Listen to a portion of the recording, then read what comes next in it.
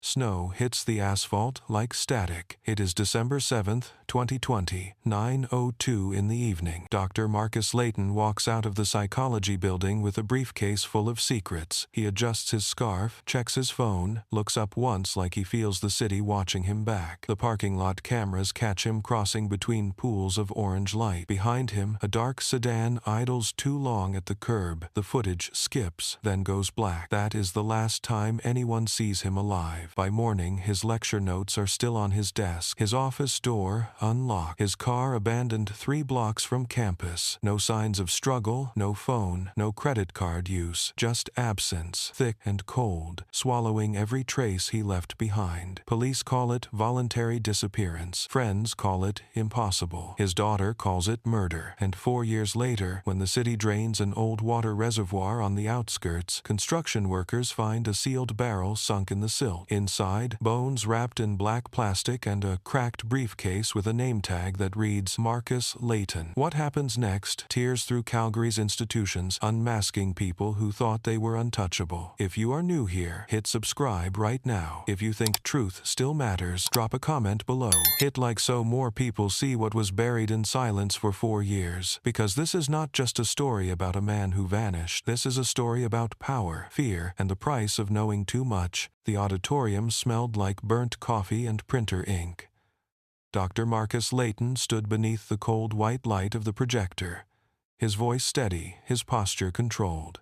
He was speaking about deception, about how people hide their true selves behind performance. The irony, no one realized, was that he was doing the same thing. Outside, the snow had started to fall, slow and heavy, blanketing the campus in silence. Inside, the clock ticked toward 8:45. Students packed their laptops, whispering, scraping chairs across the floor. Leighton closed his notes, smiled faintly, and said the words that would later echo through every interview. Truth has a heartbeat. You can silence it for a while, but it always finds a way back. The students clapped. They thought it was poetry. It was a warning. After class, Leighton lingered by the podium, speaking briefly with a graduate assistant named Noah Kemp, who would later tell police the professor seemed distracted, eyes darting toward the exit doors every few seconds. When asked what they talked about, Noah remembered only one line. Leighton said, "Tonight's the night it ends." He left the building at 9:02, coat collar up, briefcase in his left hand. The wind carried the sound of his steps down the frozen path that led to the staff parking lot. He paused once under a flickering streetlight, looked behind him, then kept walking. Security footage shows him reaching his silver Volvo, opening the door, placing the briefcase on the passenger seat. A few seconds later, a second figure appears at the edge of the frame. The person wears a hood, face turned away, movements calm, deliberate. Then, the camera feed glitches, static overtakes the screen, and both figures vanish from view. At 10 that night, Leighton's daughter Sophie sent a text. "Home soon?" No reply. By midnight, the house on Willow Creek Lane was still dark. The dog hadn't been walked. His phone went straight to voicemail. At 8, the next morning, Sophie found his car parked 3 blocks from campus, with a thin layer of frost on the windshield, and the driver's door unlocked. Inside was his coat, his wallet, and a small notebook sealed in a plastic sleeve. The pages were filled with numbers, initials, and arrows pointing toward the words CCRI Project 12. Detective Elise Navarro arrived on scene 2 hours later. She had seen missing person cases before, but something about the precision of the scene felt wrong. It was too neat, too curated, like someone had arranged the car as a stage prop. No struggle, no fingerprints except his own, not even a trace of snow disturbed around the tires. By noon, the media had picked it up. University professor missing after late lecture.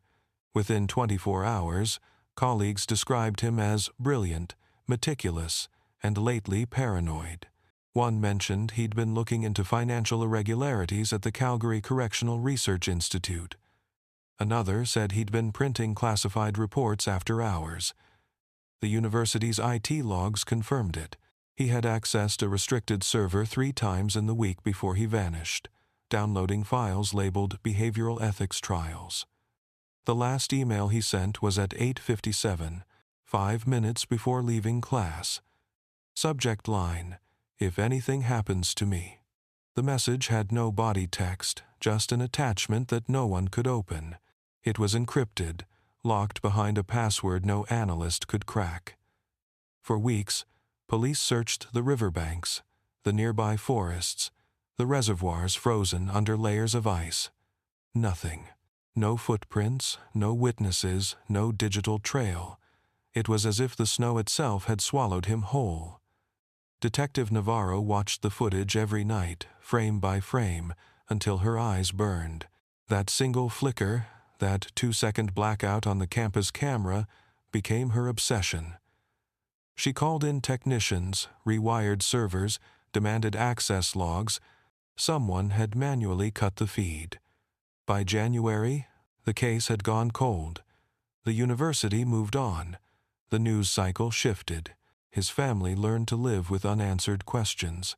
But in a storage basement beneath the psychology department, a janitor sweeping the floor found a discarded flash drive wedged under a cabinet. It was labeled with a single word written in red ink: truth. The next 48 hours were a blur of snow, headlines, and unanswered calls. Detective Elise Navarro sat behind her desk at Calgary Major Crimes, reading the missing persons report for the 5th time.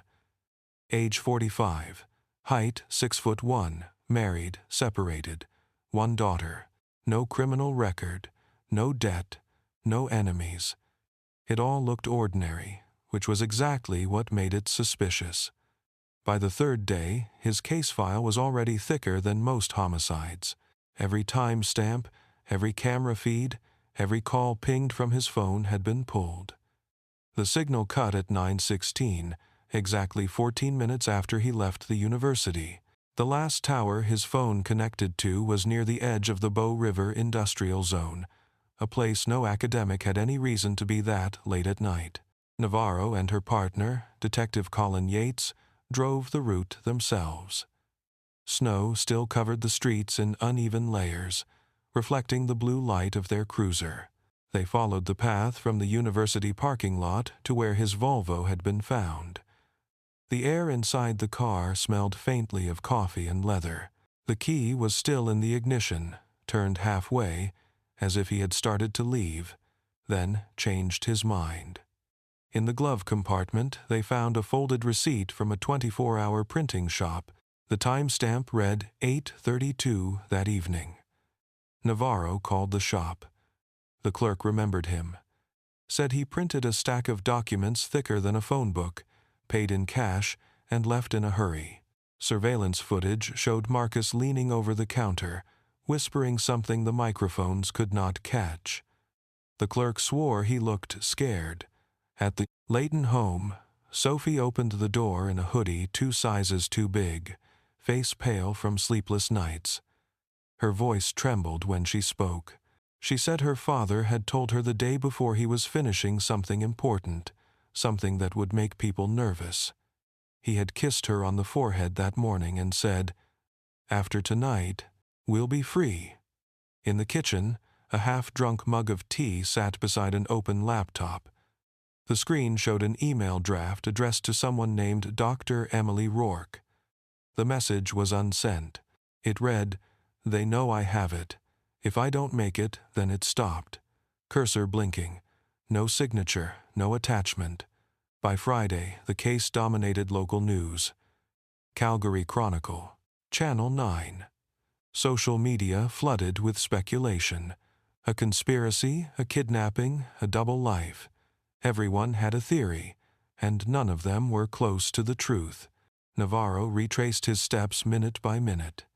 She learned that at 6 that evening, Marcus had attended a closed-door meeting with Graham Vale, director of the Calgary Correctional Research Institute.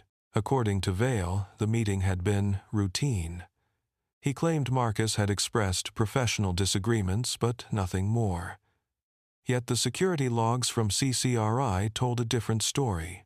Marcus had entered the building at 5:52, but the cameras didn't record him leaving. Navarro stared at that blank timeline like a wound. Between 6 and 7:30, Marcus vanished from every system. No video, no ID swipe, no witness. Then he reappeared at the university less than 2 hours later, giving a calm, collected lecture like nothing had happened. Something in him had broken during that gap. She could feel it. At night, the snow fell again. The search teams combed through frozen ravines with thermal drones, dogs, and portable lamps. Every shadow looked like a body. Every noise sounded like a whisper. On the 8th day, they found his briefcase, half buried near a drainage pipe behind an face. Abandoned warehouse, zipper half open, papers soaked but legible. Inside were fragments of printed reports, all stamped CCRI, confidential. The last page was different, handwritten, almost rushed. It said, "If I disappear, start with the Institute. The truth is not in the data, it's in the people." Snow slid from the roof of the Calgary Correctional Research Institute, while Detective Elise Navarro pushed through the glass doors, feeling the heat hit her face like static, the hum of fluorescent lights above her head, the click of her heels echoing down a hallway that smelled of bleach and secrets, walls lined with motivational posters about innovation and ethics, words that meant nothing in a place built to hide what it created. Graham Vale waited in a conference room too white to be real, the city skyline behind him like a painting. His hands folded, his watch gleaming each time he moved, his voice calm when he said he had already answered these questions and would be happy to cooperate. His tone, the kind that was meant to end conversations, not start them, but Navarro kept her eyes on the way his pupils contracted when she mentioned Dr. Marcus Leighton, the missing reports, the encrypted drive, and the phrase Project 12 that she had found in his emails. He said it was a coding error, an administrative mislabel, nothing more. But she knew that was how power lied. Softly, politely, one sentence at a time until truth suffocated under courtesy. Outside, wind pressed against the glass like a slow heartbeat, and her phone vibrated once in her pocket. Arjun Patel's name on the screen, his voice low and fast telling her he had broken the flash drive, fragments of data reforming into something coherent. Files labeled Behavioral Reinforcement Trial, invoices to private contractors, signatures that matched Vale's, and one more that made her throat go dry, Emily Rourke, the colleague who swore she had walked away years ago. Navarro drove through the snow, the city lights blurring into red and gold streaks, her wipers squealing against ice, her mind replaying Marcus's last words to his students about truth having a heartbeat and realizing maybe he knew exactly how it would stop. Rourke opened the door in pajamas, shaking, a cigarette burning between two trembling fingers, the smell of stale fear hanging in the air. She said they had gone too far, that the trials were never supposed to involve live subjects, that Marcus had found proof and planned to release it to the press before Christmas, that Vale had called him that night to meet just to talk. Navarro asked who else was involved, and Rourke looked at her with eyes that had already given up, whispering that Vale was not the top, that there was someone above him funding everything, and that Marcus had hidden a backup somewhere safe. Then the sound of glass breaking somewhere outside, a car door slamming, and Rourke froze like an animal hearing the hunter too late. Navarro pulled her weapon, but the window exploded inward, wind and snow swallowing the room, and when she looked back, Rourke was gone, the curtain flapping where she had been standing seconds earlier. Hours later, back in the precinct, Patel played a recovered audio file through tinny speakers. Marcus's voice, clear but hurried, saying they had moved the testing off-site, that the prisoners were no longer volunteers, that if anything happened, the proof was in Storage Unit 31, and for a moment the room went completely still, Even the computer seemed to stop humming as if listening. Navarro leaned back in her chair, the weight of it pressing into her chest, knowing that what started as one man missing was now something engineered, funded, protected, and that the line between science and violence had already been erased. She stared at the wall of evidence until the colors blurred, the smell of burnt coffee thick in the air, and whispered to herself that if truth had a heartbeat, tonight she could hear it dying. The snow had started to melt along the river when Navarro parked her car under the overpass and looked out at the frozen water, glinting with the pale reflection of the streetlights, her breath fogging the windshield while she replayed the voice memo from Marcus for the 100th time. His voice uneven, rushed, scared but still trying to sound rational as he said they were experimenting on inmates, that he had names, that someone inside the institute had already tried to warn him off. And as the tape clicked to silence, she felt that familiar pressure in her chest that told her this was the moment where the case would either collapse or ignite. There was no middle ground anymore. In the lab, Patel was working without sleep, coffee cups and candy wrappers piling around his keyboard, the lines of code flickering across 3 screens as he reconstructed missing data packets from the flash drive and from the cloud backup he had found buried inside Marcus's university account, and at 4 a.m. he called her again, his voice slurred but electric, saying there was a second location, a research annex registered under a different name, 20 kilometers south of the city, a shell facility supposedly decommissioned 2 years earlier, but still receiving regular shipments of medical equipment and biochemical waste removal services. Navarro and Yates reached it just before dawn, headlights cutting through fog, a chain-link fence torn at the corner like someone had already been there, and inside the yard, rows of prefabricated buildings sinking into mud, their windows covered with metal sheets, the whole place humming faintly like a machine still plugged in, even though everyone had forgotten it existed. They forced the first door open, and the smell hit instantly. Ammonia and rot, metallic and sweet, the kind that sticks to your throat, and under the flicker of emergency lights, they saw what looked like testing rooms, plexiglass cells, restraints still, bolted to metal tables, paperwork strewn across the floor, stamped with the CCRI logo, the same project number that kept appearing in Marcus's notes. Yates whispered that they needed a warrant. Navarro said the warrant would come too late, and when Patel arrived with a portable drive, he started scanning the computers still running in sleep mode, screens waking up to spreadsheets of behavioral metrics, drug dosage tables, and biometric data linked to inmate numbers that didn't exist in the correctional database. Every file was signed off by the same digital ID, GV001, Graham Vale, and under it another tag that read Door XE, a ghost account with full administrative rights, someone higher than Vale, someone untouchable. Outside, the wind shifted, bringing the faint sound of a generator from the far end of the compound. And when they followed it, they found a concrete hatch, half buried under snow, padlock broken, steps descending into darkness. Navarro went first, flashlight shaking slightly in her grip, boots splashing through shallow water, walls damp with condensation. At the bottom, a small storage room, and against the far wall a rusted cabinet half open, inside it a sealed container labeled Archived Specimens. She lifted the lid and froze. Inside were 3 glass jars, each containing what looked like preserved brain tissue, each marked with an inmate code and date.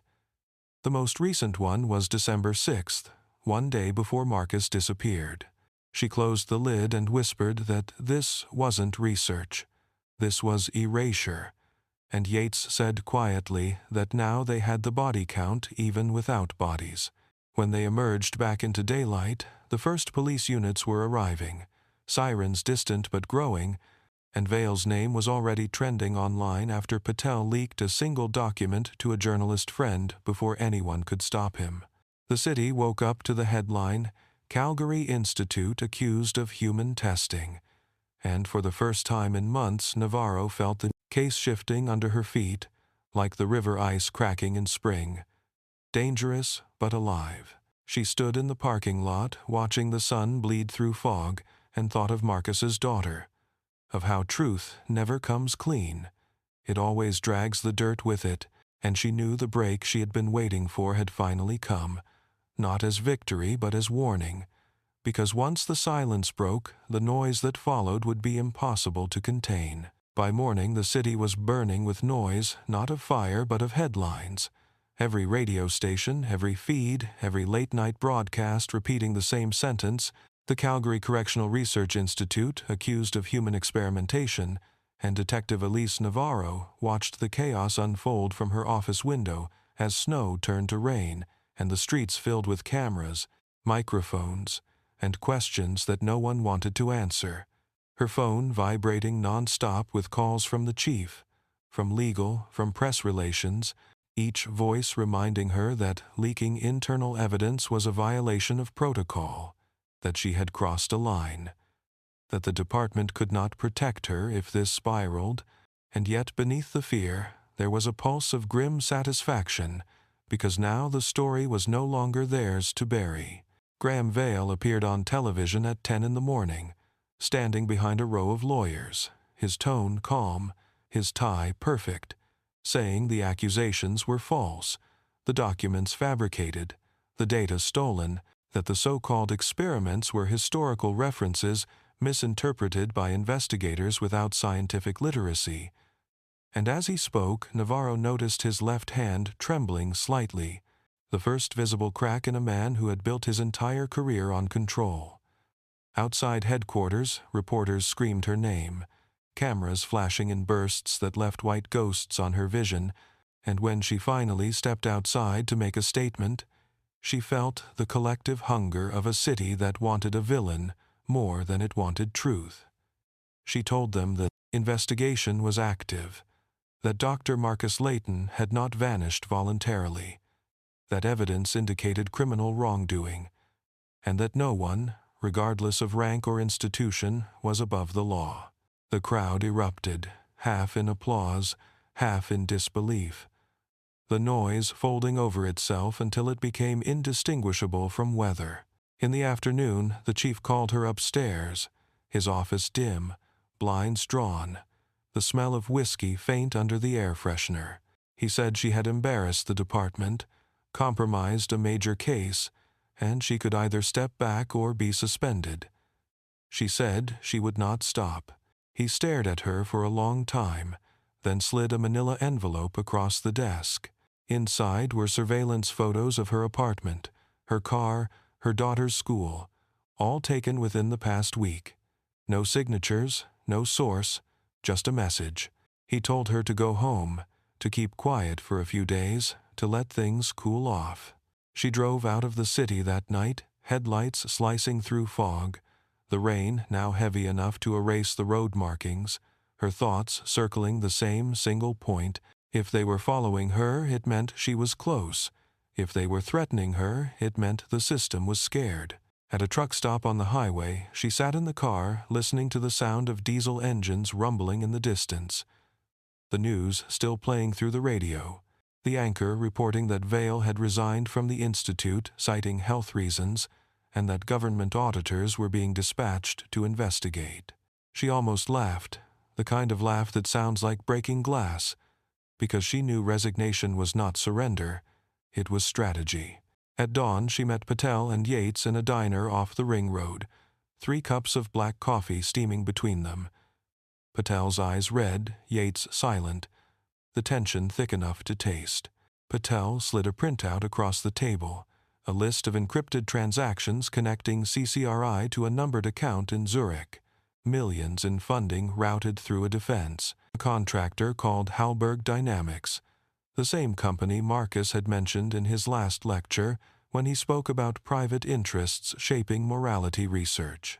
Navarro stared at the numbers, at the dates, at the thin line of ink that connected science, politics, and death, and she realized this case had never been about Calgary, It was about profit disguised as progress, about how easy it is to lose your soul when someone pays enough for it.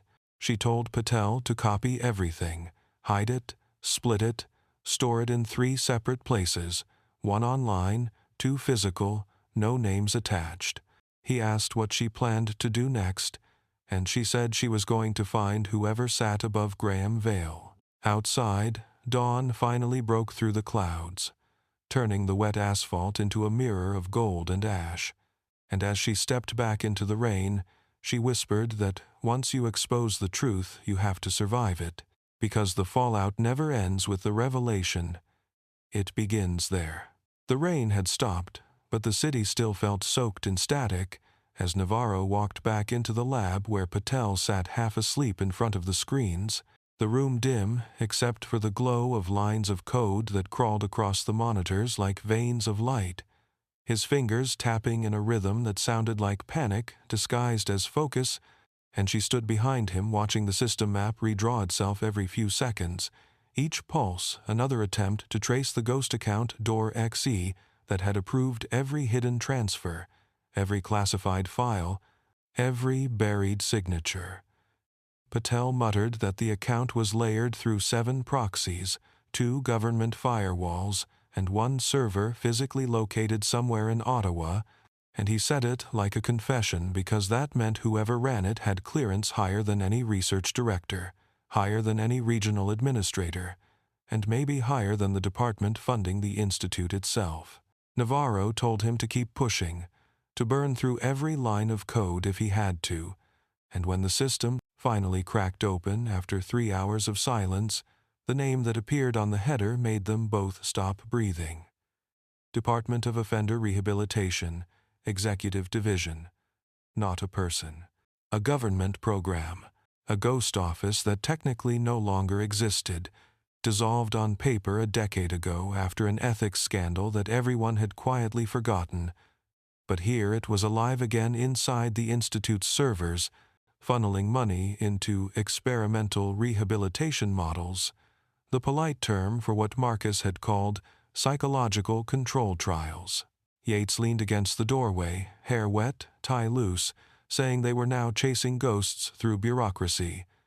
And Navarro said ghosts leave fingerprints too. You just have to know where to feel. Patel printed the transaction log, 40 pages of coded references and initials that spelled a network of silence stretching from Calgary to Ottawa to Geneva. And when she looked at the last entry dated December 6th, 1 line stood out, authorized. Door XE001. Observer present, ML.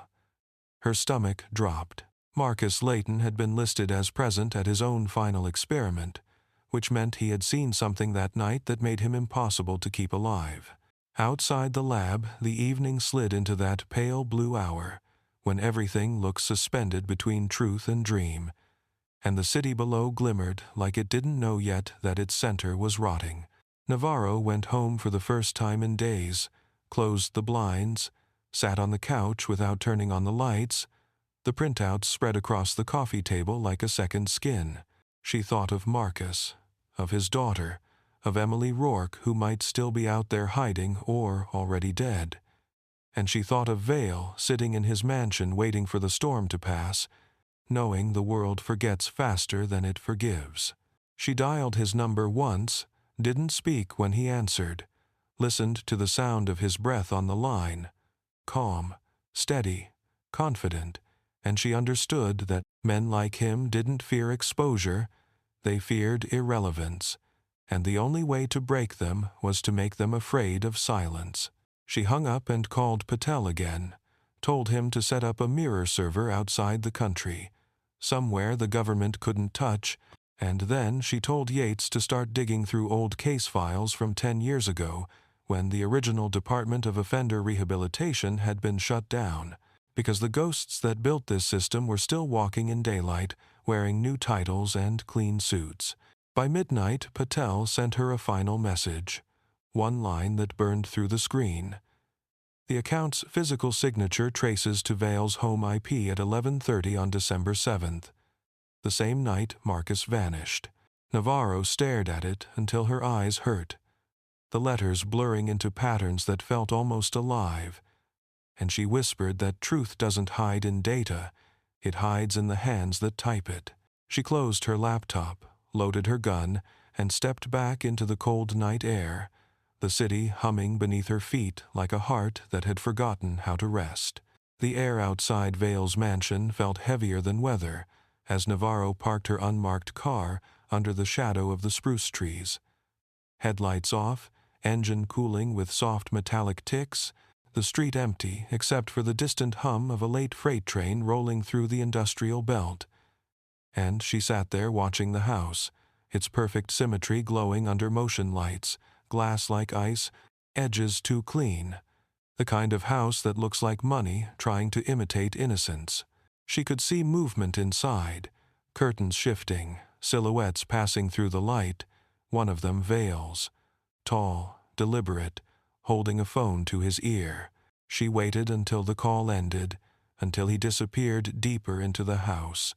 Then she moved, the gravel crunching under her boots, breath fogging in front of her, every step measured like she was walking across a line that once crossed could never be undone. The front door opened with the ease of someone who knows locks don't protect the powerful. She had a warrant signed that morning. But the paper in her pocket felt irrelevant now, as if legality were a costume that meant nothing in rooms built on secrets. The house smelled of cedar and disinfectant, and beneath it, something faintly metallic, the scent of cold metal and dust. Photographs lined the hallway, Vale shaking hands with ministers, academics, foreign investors, all of them smiling the way people smile when they believe the world belongs to them.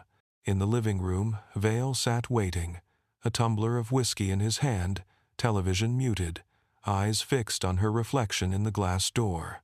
He said her name like he had been expecting her, told her to sit, told her they didn't need to make this ugly, that she was too smart to be a martyr. She said nothing, just dropped the folder of transaction logs onto the table, papers fanning across the wood like falling cards, each one stamped with his authorization code. He glanced at them, took a slow sip, said every discovery requires sacrifice, said Marcus misunderstood the scope, said the program had potential to rewrite human behavior, to reform violence, addiction, criminality itself. She asked how many died for that theory. He smiled and said fewer than the system kills every day. For a moment she saw not a monster, but a man convinced of his own righteousness, and that frightened her more than cruelty ever could. She stepped closer, lowering her voice until it felt like a blade against his certainty.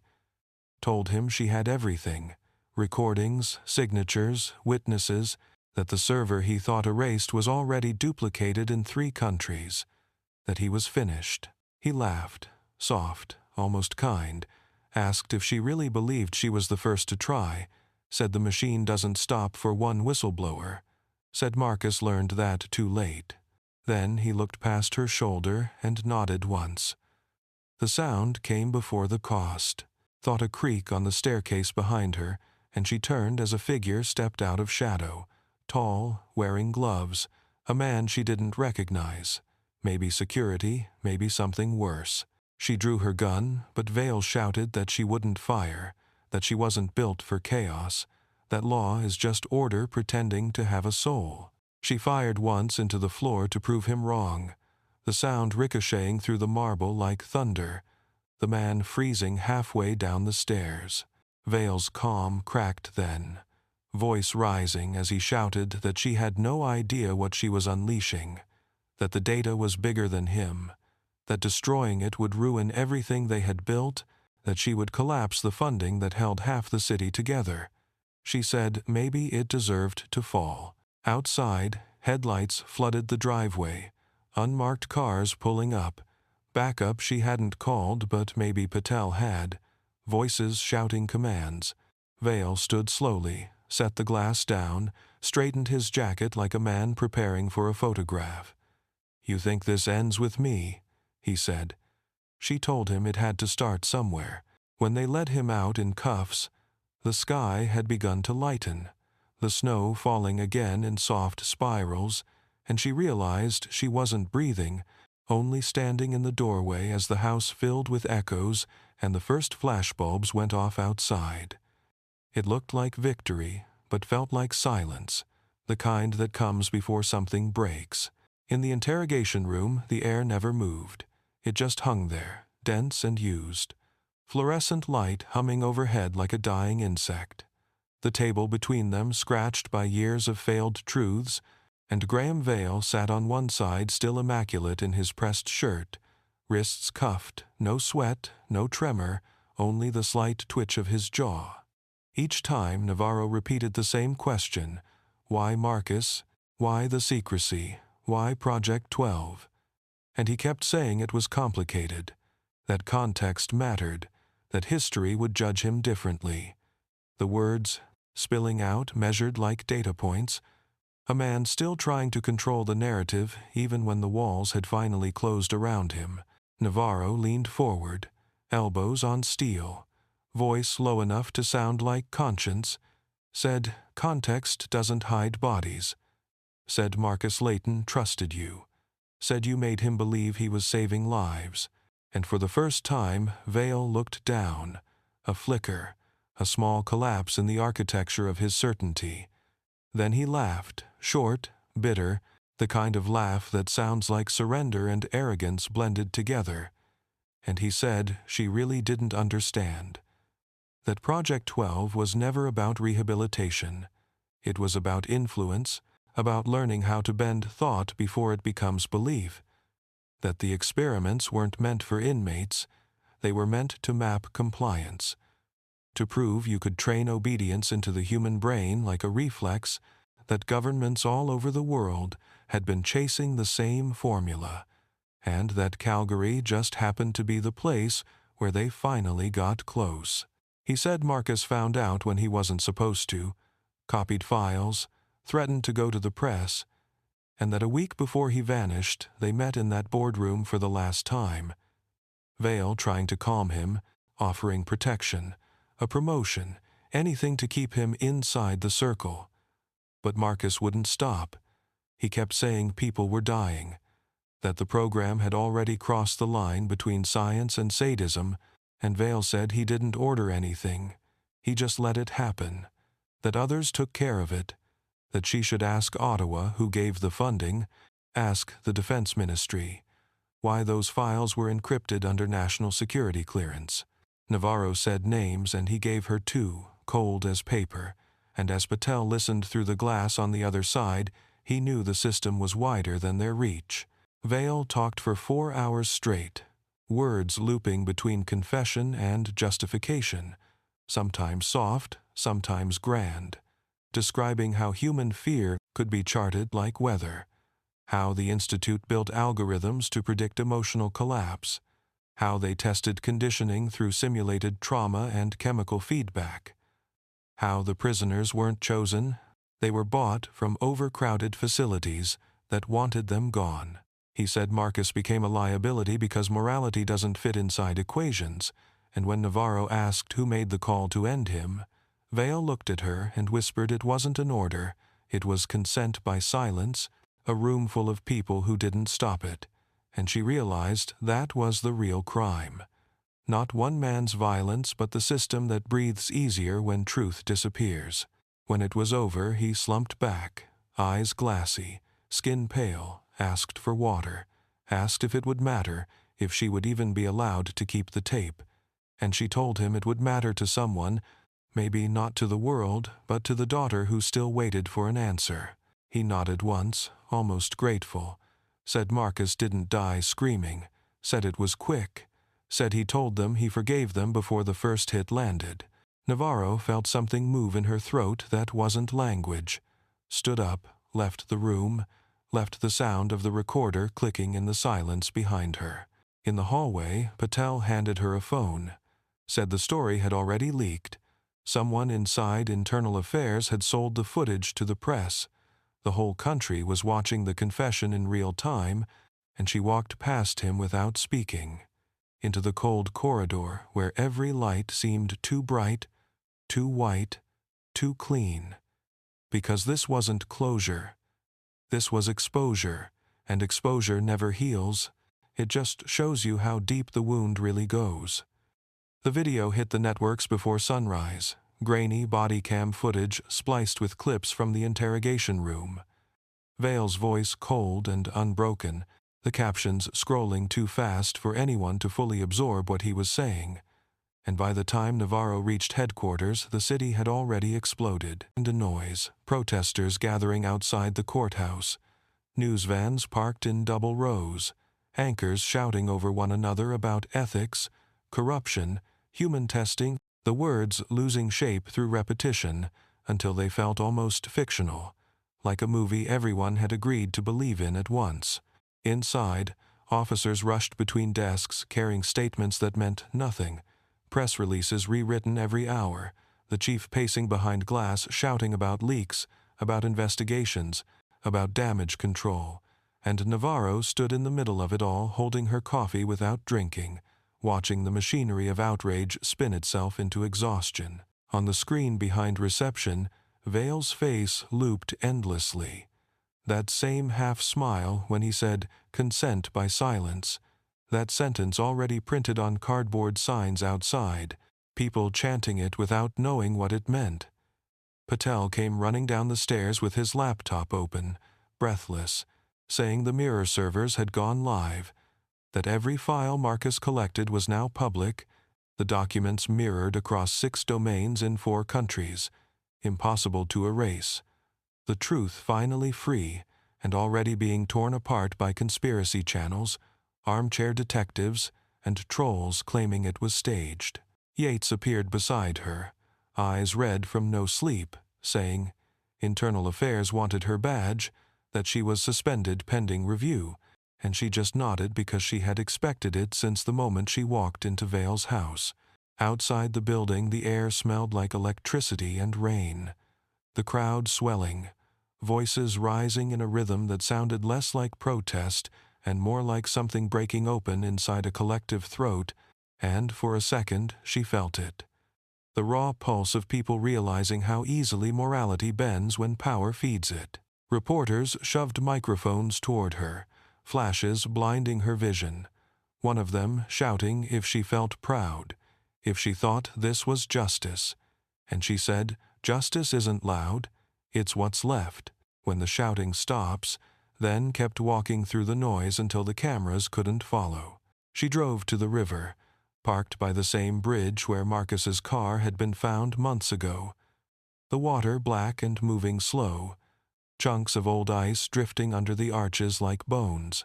She sat there, listening to the radio, every station replaying Vale's confession, experts dissecting motives, politicians calling for reforms, donors cutting ties, the government promising transparency while drafting new laws to make sure no one could ever leak classified data again.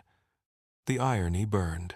Patel called to say the Department of Offender Rehabilitation had officially been reactivated under a new name, new leadership, same mandate that the machine had already adapted, that truth doesn't kill systems built on need, it just feeds them new stories to hide behind. Navarro didn't answer. She just watched the reflection of the bridge lights in the water, long lines breaking each time the current shifted, and thought about Marcus's last lecture, about the way he said truth has a heartbeat, and realized maybe it wasn't dying. Maybe it was changing shape, learning how to survive inside the noise. Behind her, the city kept howling, 1,000 screens flickering the same footage into living rooms, offices, bars, turning confession into spectacle, spectacle into forgetfulness. She closed her eyes, leaned back against the seat, and whispered that the real broadcast would come later, in silence, when the cameras moved on, and the world pretended it never heard any of this at all. By the time the city quieted, the snow had melted into gray slush, and the banners outside the courthouse were gone, only the stains of tape still clinging to the walls, and Navarro walked those streets like someone moving through the memory of a storm. Everything slower now, The anger cooled into exhaustion, the headlines already replaced by new disasters, new faces to blame. The story of Project 12, folded into archives and podcasts and threads where people debated what was real, and she felt that same hollow clarity you get when adrenaline finally drains out of your blood and leaves you empty. The department had given her two options, early retirement or reassignment. She chose neither. She just stopped showing up, because she knew her badge had become a symbol, and symbols in this city didn't survive long. Yates tried to talk her into staying, said the world needed fighters, but she could see the fear in his eyes too, the understanding that survival and justice rarely fit in the same room. Patel kept working, hunched over his computers in some basement apartment now, sending her fragments of what he kept finding in the servers, half-deleted correspondence, payments to new shell companies, proof that the machine had never stopped, it had only shed its skin. She read his messages late at night, phone screen lighting the dark like a heartbeat, but she didn't reply, not because she didn't care, but because she was too tired to start another war she couldn't finish.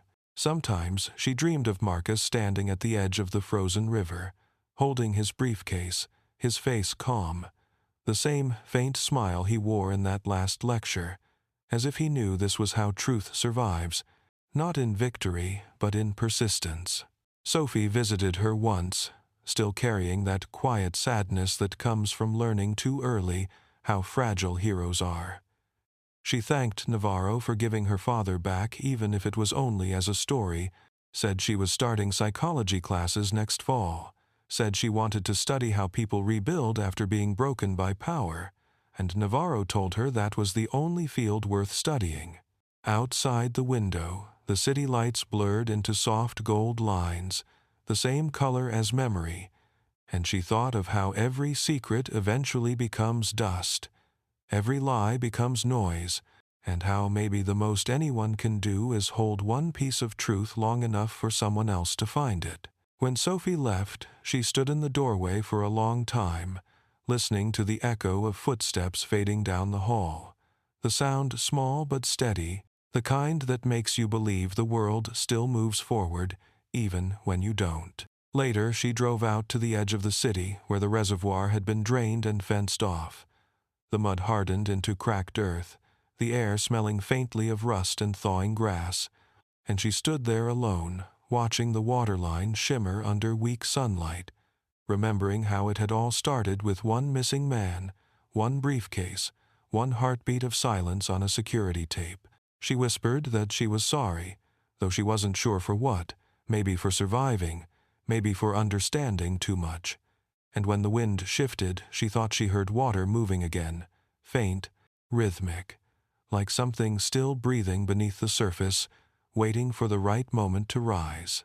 Spring came late that year, and when it did, the city bloomed like it had forgotten winter ever existed.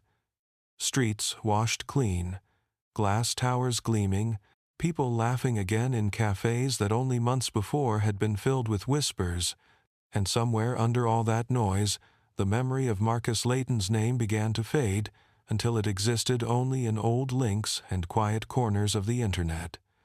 A curiosity filed under conspiracy, but Navarro still felt it everywhere. In the pauses between sirens, in the dull hum of the lights above her kitchen table, in the way the air seemed to hold its breath before rain. She had sold her apartment, left the department, rented a small place near the Bow River where the city thinned into fields. No uniform, no title, just mornings that smelled of coffee and old paper, and the sound of her own heart trying to learn how to beat without duty. Some nights she would wake to the echo of that confession, Vale's voice saying consent by silence, and she would realize he had been right about one thing, that silence is not absence, it's design. It's how power survives. And every day she saw it more clearly, in the news, in the feeds, in the way people scroll past outrage like it's weather, too constant to care about. Patel kept sending her files even after she told him to stop, Fragments of new data suggesting Project 12 had resurfaced overseas under another name. New grants, new researchers, the cycle repeating with surgical precision, and she would stare at those emails without opening them, fingers hovering above delete, knowing that truth doesn't vanish, it just migrates to the next person, brave or foolish enough to chase it. One afternoon she found an envelope in her mailbox, no return address, just her name printed neatly, inside a single photo. Marcus standing in front of his lecture hall, smiling, a handwritten line on the back, "Truth has a heartbeat." She didn't know who sent it.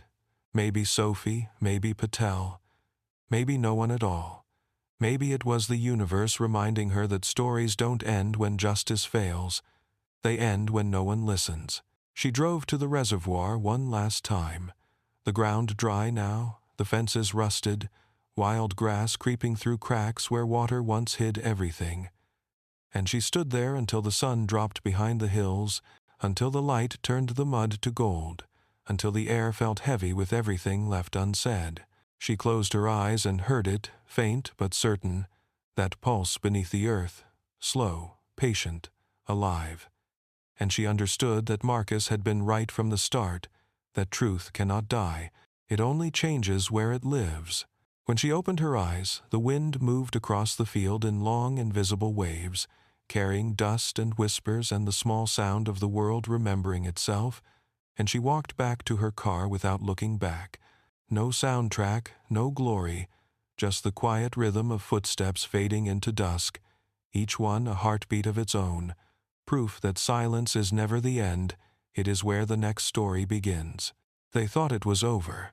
A confession, a conviction, a headline that burned bright for a week before the world moved on. But truth doesn't stay buried. It waits, patient, under the noise, under the politics, under the stories we tell ourselves to sleep at night.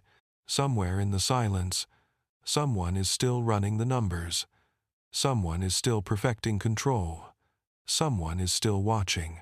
If you've made it this far, you know this story was never just about one man or one murder.